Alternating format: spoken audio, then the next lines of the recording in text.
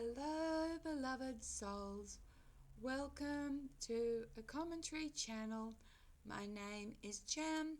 I'm a psychic medium, an author, which you can find my books on Amazon.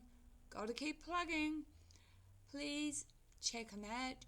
The cheaper alternative is ebooks, and I'm quite a lot of other things in this world.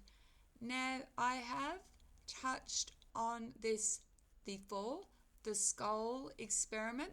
Check out my videos. I think I did it about a year, maybe more ago, but we're going to have another look at it.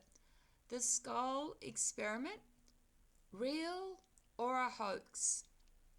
The Scole experiment is one of the most famous psychic research projects of the 1990s.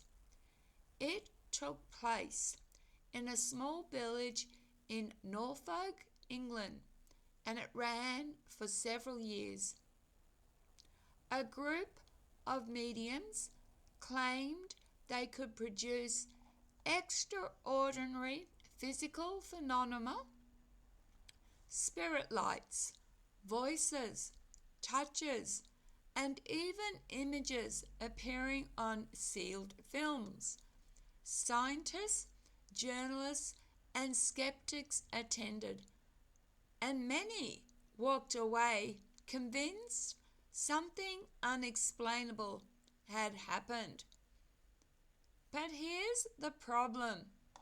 When you dig deeper, the Scole experiment has all the hallmarks of a stage performance. First, the conditions. Everything happened in total pitch black.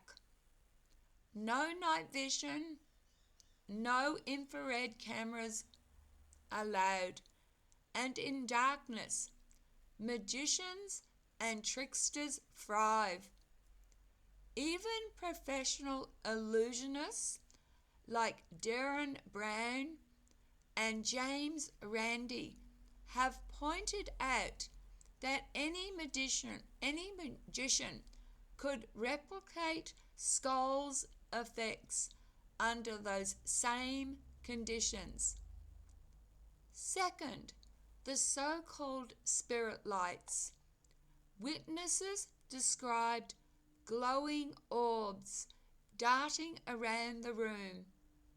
But in complete darkness, tiny LED lights glow in the dark objects, or even small flashlights covered with filters could create that exact same effect.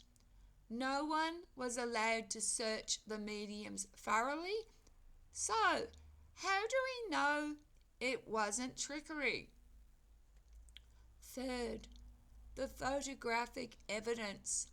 Scole claimed that sealed rolls of film would later reveal ghostly faces and messages. But skeptics argue that tampering with film in darkness is one of the easiest forms of fakery. You can pre-expose the film, swap roles, or alter it during spirit sessions. The fact that the investigators themselves handled the film only after the mediums had access to it leaves a huge question mark. And yet, skeptics who attended often left believing. Why? Because humans are social creatures. In a group setting, especially one charged with anticipation and emotion, people are far more likely to interpret ambiguous sensations as paranormal, A brush against your arm in the dark suddenly becomes a spirit hand. A faint sound becomes a ghostly whisper. Add in the desire to believe, and you've got a recipe for mass persuasions. This is what makes Scole fascinating. Was it an elaborate hoax? In my opinion, yes, absolutely. The darkness, the lack of controls, and the reliance on subjective testimony are all red flags.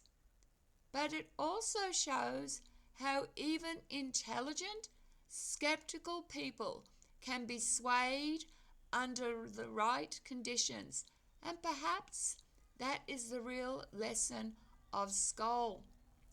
I want to say thank you very much for watching, and I'm going to do another expose of another famous case. So stay tuned.